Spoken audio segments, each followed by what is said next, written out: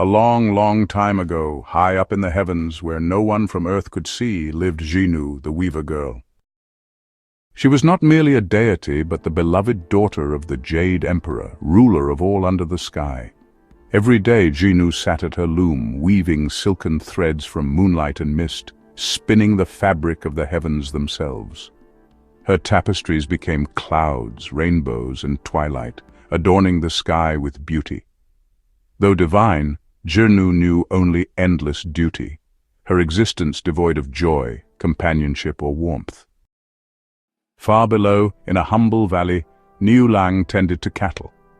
Orphaned young, his companions were only the whispering winds, the soft grasses of the pasture, and one wise old ox. The ox, however, was not simply an ordinary animal, it once belonged among the stars. Banished for a forgotten transgression, it knew the ways of fate, suffering, and redemption, quietly watching over Niulang, seeing the deep loneliness in his heart.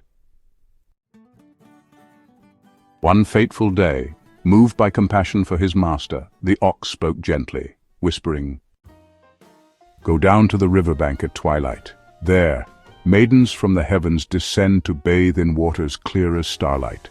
Take the robe left by the shore, and love will follow."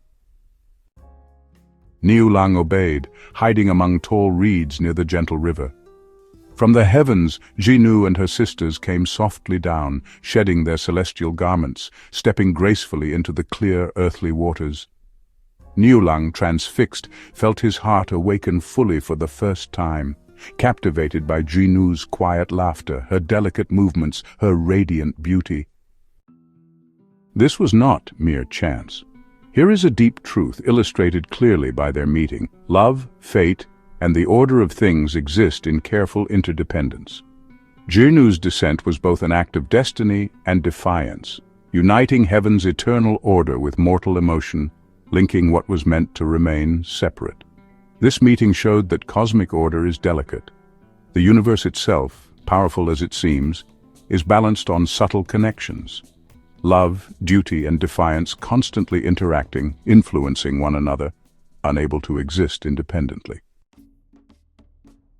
Zhinü, now unable and unwilling to return to heaven without her garment, married Niulang, accepting earthly love as her new destiny.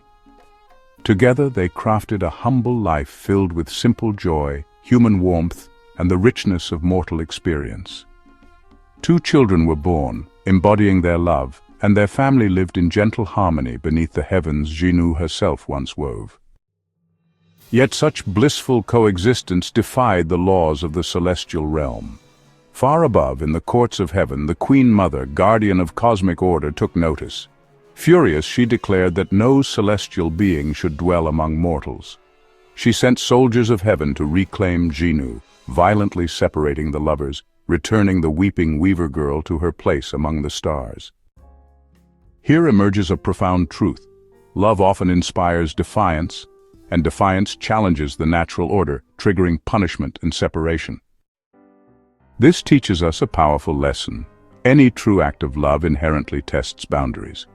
Love, by its very nature, breaks rules, disrupts normalcy, and provokes reactions from forces determined to maintain stability. Thus, the lover's happiness inevitably invited the intervention of fate, illustrating that in every action lies its opposite.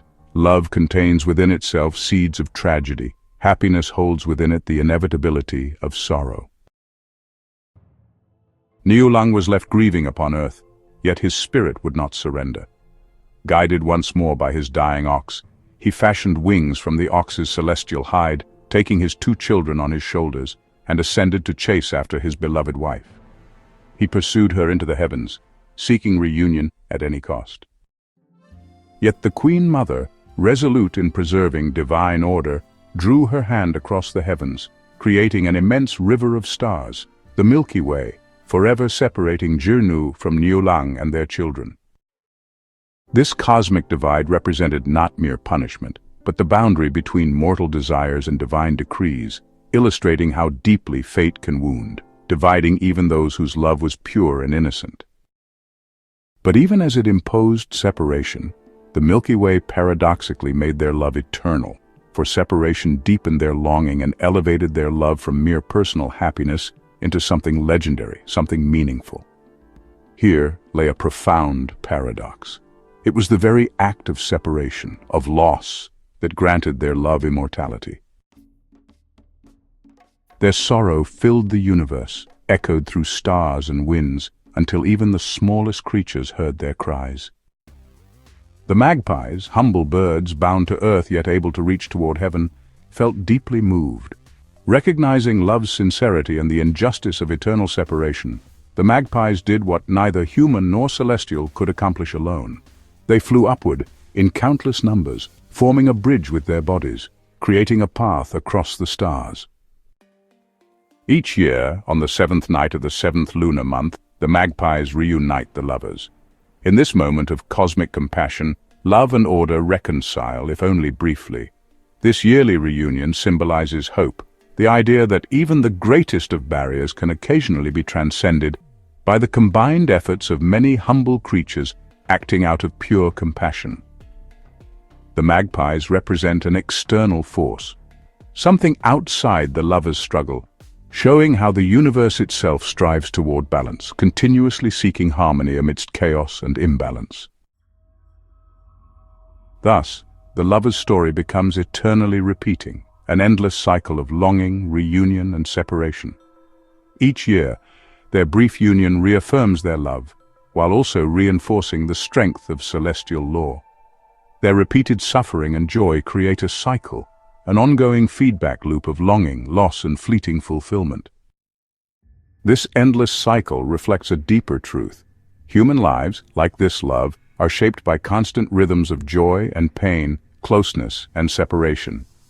Equilibrium is never permanently achieved, merely restored momentarily before being disrupted again. Their story teaches that the deepest meanings lie not in achieving permanent happiness, but in recognizing the enduring beauty found in moments of fleeting reunion, the sweetness intensified precisely because it cannot last. When we gaze upward at night, we see stars separated by immeasurable distances, yet connected by invisible bonds. Zhinü and Niulang's tale reminds us of this profound interconnectedness, how love, destiny, and universal balance are forever bound together, inseparable even when in conflict. It teaches that no happiness is without sorrow, no fulfillment exists without longing, and no separation is absolute. Their story instructs humanity gently yet profoundly that the greatest love is not diminished by separation, but strengthened by endurance. That what divides can also connect. That fate, rather than merely imposing limitations, can transform individual stories into universal truths. Their tale endures, celebrated each year, not only to honor romantic love, but to remind us of the cosmic dance we all perform, forever balancing our desires against the constraints of fate, always seeking reunion with that from which we are separated, and forever bound together by invisible threads woven through the heart of existence itself. Thus, the tale of Zhinü and Niulang continues to teach us, generation after generation, the deep truth of our lives. The greatest of loves is not one free from sorrow, but one that persists despite it, always incomplete, always hoping, always reaching toward reunion, even across the infinite vastness of the stars.